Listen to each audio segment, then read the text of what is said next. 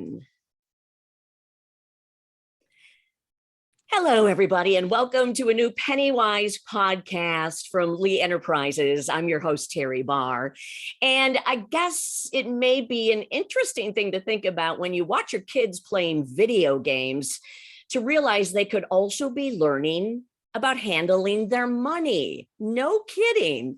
Our guest today is going to help explain all of this and help you learn how to be able to talk to your kids about this topic as well.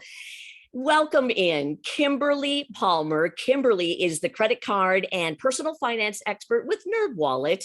So happy to have her join us again for another episode. Hey, Kimberly. Hi, Teri. Thank you so much for having me. We love chatting with you, especially when it's a topic that can sort of twist a little bit of fun into learning about money. But I guess, first of all, I want to ask you, does this really work? Is this really something that parents could sort of grab onto when their kids are playing video games? I think it is. And I know it is a little bit of a controversial statement to say so, but I discovered, because my own son, who's 8, just loves playing video games. And I discovered that if I do have certain conversations with him that come up naturally when he's playing these games, there is so much he can learn about money. And I think a lot of kids do have that opportunity. You can learn a lot as long as your parents are asking you certain questions and making sure you get those lessons. So it is about not being embarrassed or shy or whatever the case may be as a parent to talk about money. I think money can be so awkward and so uncomfortable for parents to talk about. And video games really give us this opportunity, this opener to have that conversation. So it's kind of an easy way to get into the topics of how we save, how we earn, all of those juicy things that we want our kids to think about. But, usually it's hard to bring up. It's hard to get them wanting to talk about that with us. So I think video games can be a way to do that. Sometimes you wonder if the kids want to talk about it, but the parents on the flip side are a little shy about it. So you've put together some really great ideas to be able to sort of open up this topic. And the first one I want to ask you about is turning the game into an idea of how you can actually save money. How would you approach this? Well, within a lot of these popular games, I'm thinking of things like Minecraft and Roblox. Yeah. There is a method of saving money, protecting your money. And they're not using the terms like banking that we use in personal finance, but that's really what they're talking about. So for example, my son will go mining. He calls it mining for diamonds, as they say when you're playing Minecraft, for example, or you might get some other kind of coal or all these things that are valuable within the game. And the kids playing the game have to figure out how to protect those things because there are other players, other forces out there within the game that can steal them, that can take them from you, they can become damaged.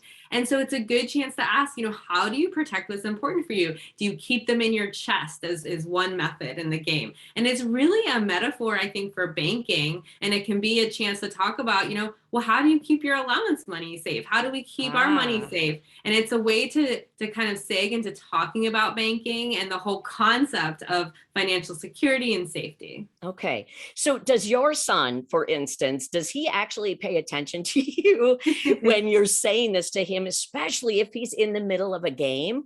Or do you suggest waiting? Or how do you kind of broach this topic? It's such a good question. So how I did it, which seemed to work, is that as he was playing, I sort of sat down next to him and just watched. I just watched what he was doing. I maybe made some small comments that weren't trying to be too distracting. And then later on, when he was, off the screen, I think we were at dinner, I just had him explain, what's going on here? How are you keeping these things safe? I had heard him playing with a friend, and a friend had actually taken a diamond from him. So I was like, oh, how does that work?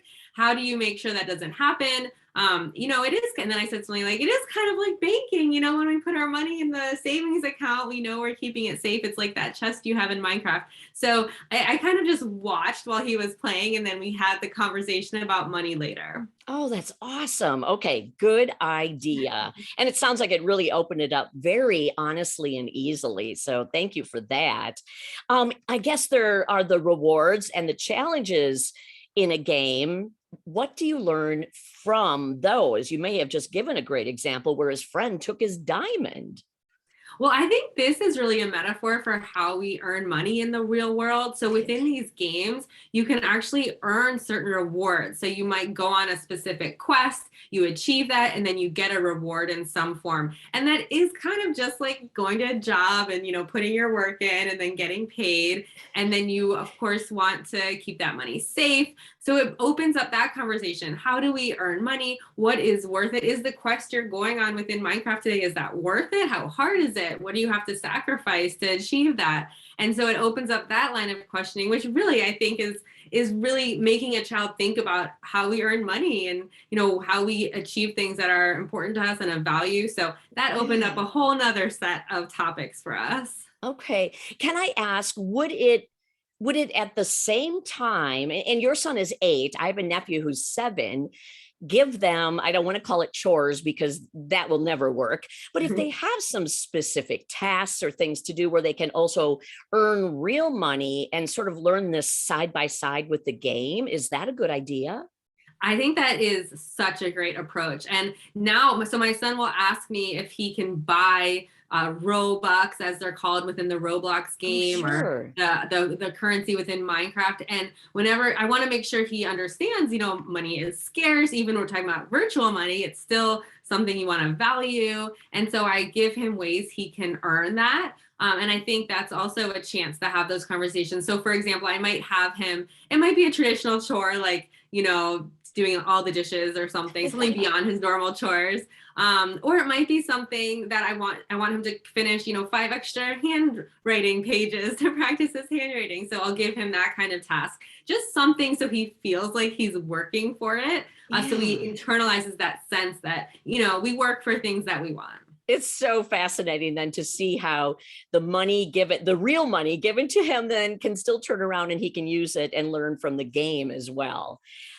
I wish we had this kind of thing when we were growing up, I know, Wow. me too. Mm-hmm. And you talked about the value of money, but I know in putting together the 4 topics for parents to kind of dive into, value is one that sort of stands all on its own, doesn't it?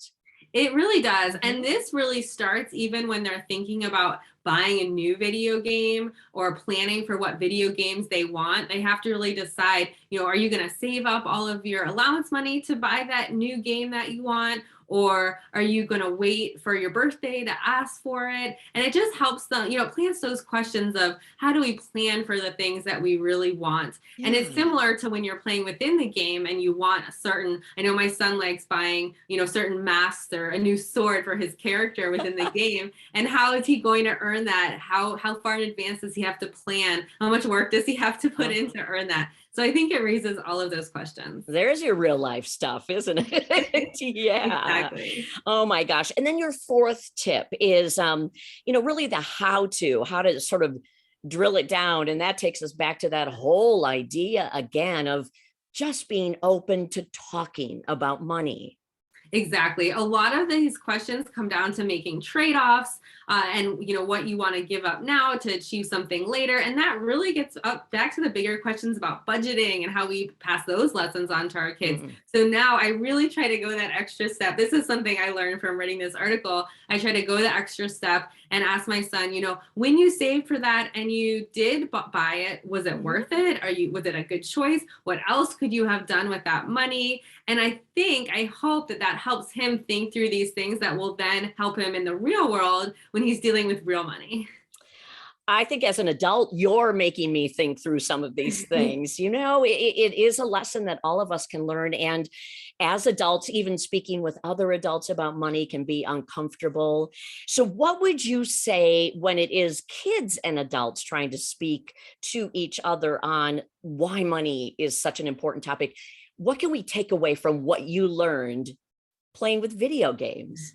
Well, for me, I think the biggest takeaway is that you want these conversations to be fun. You want your child to want to talk to you about this stuff. And sometimes it's not easy to figure out how to do that. How do I make my son want to learn about budgeting? But if I do it in this context, if I use Minecraft as a metaphor and, bring up his game playing while I'm trying to bring up these questions, it makes the conversation more fun. I can tell he did enjoy talking to me about this. And so it did make it kind of a mutually enjoyable thing instead of a topic I was, dreading bringing up. Oh, I'm sure. And you don't want to bring it up every time he's playing, I assume, Right. but every now and then a little reminder. I think so. Every time he asks me for money to buy more Robux, usually the answer is no, but, occasionally the answer is yes. And that's when we have these bigger conversations. Oh, and with school really just getting underway, what a perfect conversation to have at this time of the year. Oh my gosh. Kimberly Palmer, you are a rock star. Thank you so much for sharing all these great tips. And hopefully all the parents out there won't be afraid to take this topic and just dive into it with their kids. Thank you so much, Teri. I really appreciate it. Yeah. Again, Kimberly Palmer, she is with NerdWallet, their credit card and personal finance expert. And of course, join us for PennyWise, a new episode every single Thursday. You can also listen to all of our past episodes wherever you like to listen to your podcasts. I'm Teri Barr and saying goodbye for now from PennyWise Podcast and Lee Enterprises. And again, thank you, Kimberly. Thank you.